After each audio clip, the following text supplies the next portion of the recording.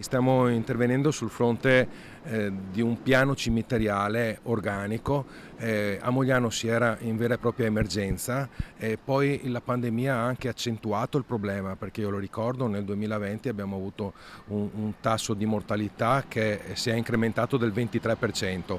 Quest'anno dobbiamo ancora fare i calcoli, però comunque il trend è alto.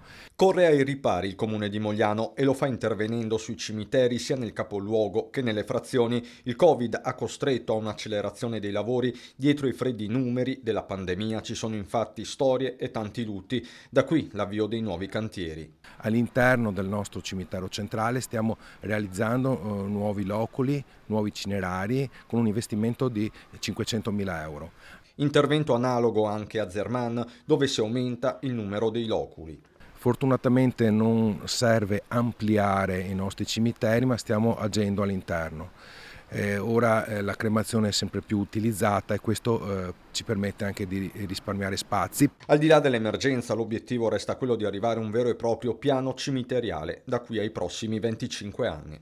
Quando viene a mancare qualcuno è un momento bruttissimo per tutti e avere questo ulteriore problema di non sapere dove deporre il proprio caro diventa ancora peggiore, insomma, quindi dobbiamo dare una risposta ai cittadini e alle tante richieste.